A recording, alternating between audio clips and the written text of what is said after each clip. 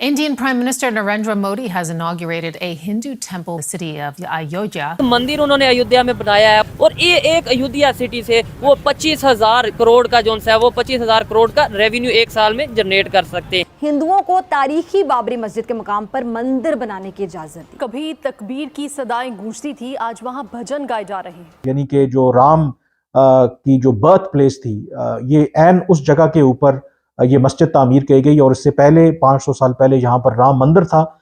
उसको जो मुस्लिम रूलर्स थे, मुगल्स, उन्होंने तबाह करके, मस्मार करके उसकी जगह पर बाबरी मस्जिद जो है वो तामीर की। धर्म एव हतो हंति धर्मो रक्षति रक्षिता, यानी धर्म destroys those who destroy it. जो धर्म को खत्म करने की कोशिश करता है वो खत्म कर दिए जाते हैं। मुगल खत्म हो गए, प्रभु श्री राम नहीं खत्म हुए। अब यहाँ तक मुसलमानों के नामों से मंसूब जो इदारे हैं, मकामात हैं, शाहराएं, उनके नाम भी तब्दील किए जा रहे हैं। आज बाकायदा तौर पर भारत के वज़ीर आज़म नरेंद्र मोदी ने वहाँ पर एक बहुत बड़ी तकरीब में, जिसमें हज़ारों की तादाद में लोगों ने शिरकत की, बॉलीवुड के स्टार्स हों, क्रिकेटर्स हों, उसके अलावा जो प्रोमिनेंट पर्सनैलिटीज़ हैं वहाँ पर, उन्होंने इस तकरीब में शिरकत की। प्रभु श्री राम की मंदिर तोड़ के तुमने ये सोचा कि भारत के चेतना से प्रभु श्री राम को हटा करके किसी और को बसा दोगे। गलतफहमी थी तुम्हारी। आज मुगल कौन है, कहां है, कोई नहीं जानता, लेकिन प्रभु श्री राम आज भी भारतवासियों के दिल में राज करते हैं। हेलो फ्रेंड्स, जय हिंद। हिंदुस्तान स्पेशल में आपका स्वागत है। दोस्तों, अयोध्या में राम लल्ला के प्राण प्रतिष्ठा के बाद माना जा रहा है कि राम मंदिर के खुलने के बाद यूपी के टूरिज्म सेक्टर में बूम देखने को मिलेगा। भारत के करीब 1.1 अरब हिंदुओं के लिए एक प्रमुख तीर्थ स्थल अयोध्या में पहले ही आर्थिक उछाल देखने को मिल रहा है। कई कंपनियां यहां बिजनेस शुरू करने जा रही हैं, तो प्रॉपर्टी के निवेश के स्तर पर भी खासी बढ़ोतरी देखने को मिल रही है। यूपी में टूरिज्म सेक्टर को बढ़ावा मिलने से यूपी सरकार को भी मोटी कमाई होगी। इसके बारे में एसबीआई की एक रिपोर्ट में विस्तार से बताया गया है। एसबीआई की रिपोर्ट के मुताबिक उत्तर प्रदेश राज्य को केंद्र की तीर्थ यात्रा आध्यात्मिक विरासत अभियान योजना से बड़ा लाभ मिलता हुआ दिखाई दे रहा है। इसमें यह कहा गया है कि अयोध्या राम मंदिर और राज्य सरकार की अन्य पर्यटन योजनाओं के चलते यूपी गवर्नमेंट को मोटी कमाई होगी। रिसर्च ने अनुमान जाहिर करते हुए कहा है कि यूपी सरकार को फाइनेंशियल ईयर 2025 में 20 से 25 हजार करोड़ रुपए की अतिरिक्त कमाई हो सकती है। तो चलिए दोस्तों, आज की वीडियो की तरफ चलते हैं। Thanks so much. जिस जगह पर ये मस्जिद तामीर की गई, ये ऐन उस जगह पे थी, बल्कि जो राम मंदिर था, यानी कि जो राम की जो बर्थ प्लेस थी, ये ऐन उस जगह के ऊपर ये मस्जिद तामीर की गई और इससे पहले 500 साल पहले यहाँ पर राम मंदिर था।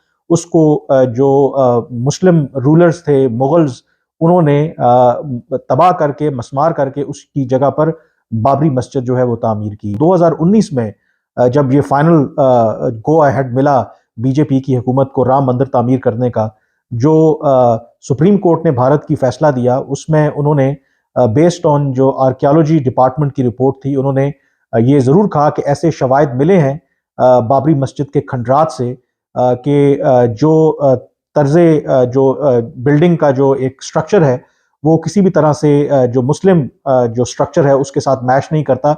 यानी कि वो ये कंक्लूड करने की कोशिश कर रहे हैं कि शायद जो बाबरी मस्जिद के जो उसमें बेसिस हैं, उसके फाउंडेशन हैं, उनमें राम मंदिर की या जो हिंदू मज़हब से जो जुड़े बिल्डिंग्स हैं उसका शायद शवाहिद मौजूद थे। और इसकी बुनियाद के ऊपर 2019 में भारतीय सुप्रीम कोर्ट ने बाकायदा भारतीय हुकूमत को ये इजाज़त दी कि वो वहाँ पर राम मंदिर की तामीर कर सकते हैं। आज की तारीख बहुत ज्यादा अहम है। 22 जनवरी ये वही दिन है जिसमें राम जन्मभूमि राम लल्ला के जो मंदिर है उसका इनॉग्रेशन किया जा रहा है। 22 जनवरी जिसका 3 सालों से शिद्दत से इंतजार था।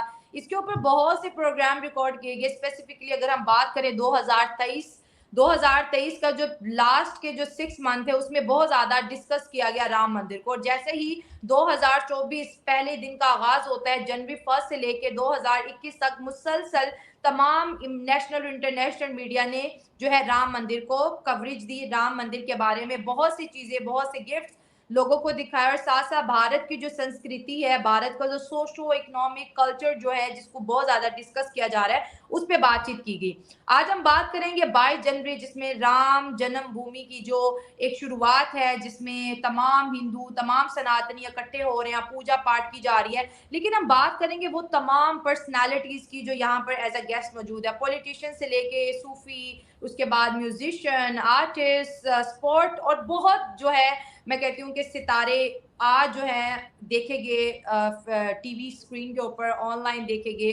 तो हम सबसे पहले डॉक्टर अभिषेक मिश्रा को वेलकम करते हैं हमारे शो का हिस्सा बनने के लिए। Thank you so much doctor साहब, आज के इस खास मौके, खास दिन पर हमें और हमारे ऑडियंस को ज्वाइन करने के लिए। धन्यवाद शैला जी, आपके सभी दर्शकों को जय श्री राम, नमस्ते, सलाम, आदाब, सत श्री अकाल, वनक्कम, good evening. Thanks for inviting me. Truly, it's a historic day. It's not a historic, it's a constitutional day for India. कल का दिन बहुत इम्पोर्टेंट है भारत के लिए जी। जबरदस्त, क्योंकि हम प्रोग्राम रात में रिकॉर्ड कर रहे हैं और सुबह 22 जनवरी की शुरुआत में ही इसको पब्लिश कर दिया जाएगा।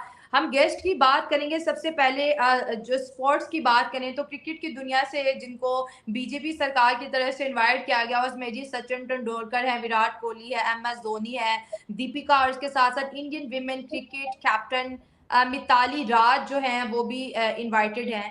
तो जो स्पोर्ट का जो टच है रिलीजन पॉइंट ऑफ व्यू से, हमने पहली दफा देखा है कि जो खिलाड़ियों को भी एक मंदिर की इनॉग्रेशन सेरेमनी में जो इनवाइट किया जा रहा है, तो इसके पीछे क्या वजूहात होंगी और किस तरह से इस दिन को तमाम सनातनी देख रहे हैं?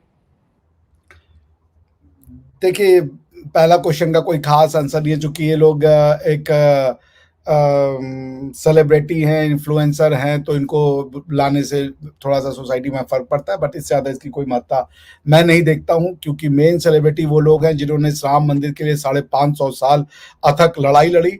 यह मंदिर इसलिए नहीं टूटा कि भारत के अंदर कोई पुरुषार्थ की कमी थी, यह मंदिर इसलिए टूटा कि भारत ने पीस को, शांति को जब अपना मेन अस्त्र बना लिया, तो वो सोचा कि अगर हमें शांति मिल गई है तो दुनिया में सबको शांति मिल गई है। ऐसा हुआ नहीं। बात जब हम शांति मंत्र लिख रहे थे तब दुनिया जो है वो युद्ध के लिए यंत्र बना रही थी। जब हम योग ढूंढ रहे थे और प्राणायाम ढूंढ रहे थे और हम अपनी बॉडी पे खुद का कंट्रोल कर रहे थे, तब दुनिया जो है आयुर्वेदा लिख रहे थे, तब दुनिया जो है वो उसमें होती थी, तोप बनाने में बिजी थी। हमने तोप बनाने को वैल्यू नहीं दिया, हमने स्टार्स को समझने की कोशिश की, हमने सूरज के मूवमेंट को समझने की कोशिश की, हमने मैथ्स पे जोर दिया, हमने केमिस्ट्री पे जोर दिया, हमने फिजिक्स पे जोर दिया, बाकी लोगों ने युद्ध पे जोर दिया। तो जब हमारे ऊपर ये मीर बाकी ने जब इस मंदिर को तोड़ा, तो बहुत से साधु सन्यासी लड़े और उन्होंने मीर बाकी को अच्छी टक्कर दी, लेकिन चूंकि उसके पास तोप थी और जो लोग लड़ रहे थे उस तोप के सामने टिक नहीं सके, मंदिर टूट गया। मगर मंदिर टूट गया ये साबित नहीं होता कि अयोध्या का मतलब होता है जिसको हराया ना जा सके, someone who is invincible. Ayodhya ने 550 साल तक ये गुलामी का दंश झेला,